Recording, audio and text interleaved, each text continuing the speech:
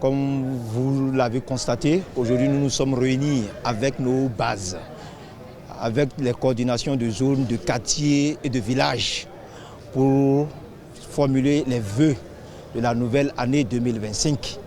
Une année qui est pour nous l'antichambre des élections de 2026. Et c'est le moment de rentrer en contact avec nos bases, nos militants, afin de leur prodiguer quelques conseils pour vraiment garantir la paix dans notre cher pays, le Bénin, parce que toute l'Afrique connaît le Bénin et c'est un pays de paix où la prospérité est partagée.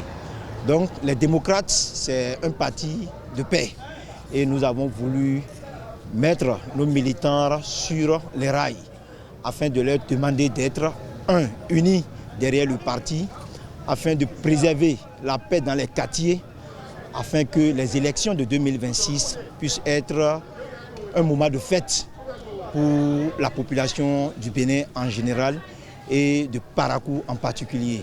Au-delà des vœux que nous avons présentés à nos militants, nous sommes revenus sur les questions d'actualité. Étant donné que nous sommes en politique, on ne peut pas, à cette occasion-là, ne pas revenir sur quelques éléments essentiels qui ont marqué cette année 2024. Alors, parmi ces éléments, il y a une question qui nous a préoccupés, c'est la question des interdictions, des manifestations de nos militants dans les différents départements. Nous estimons que dans une démocratie, ce n'est pas des choses qui doivent arriver. S'il y a des choses, il est important qu'on invite les responsables du parti, qu'on les informe. Nous sommes tous des enfants de ce pays-là et on doit pouvoir ensemble se donner la main pour la bonne gouvernance de ce pays. Et je crois que dans ce cas, nous avons initié une rencontre pour rencontrer le ministre de l'Intérieur, le ministre de la décentralisation et de la défense aussi, pour comprendre les raisons qui motivent ce genre de comportement.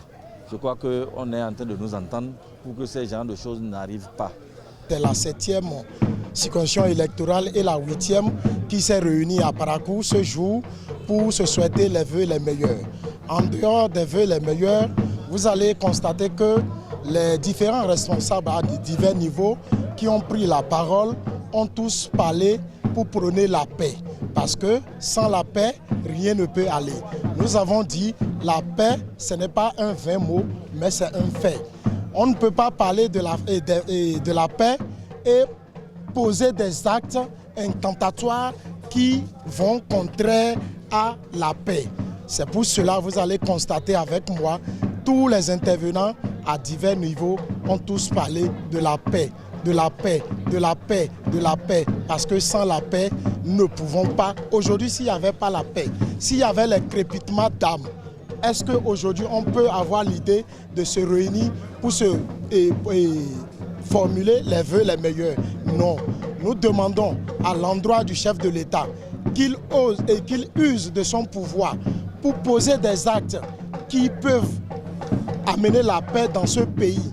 Et je vais emprunter l'une de ses phrases où il disait un jour devant les journalistes, il dit, nous et lui, il a l'envie de laisser ce pays dans la paix comme il a trouvé.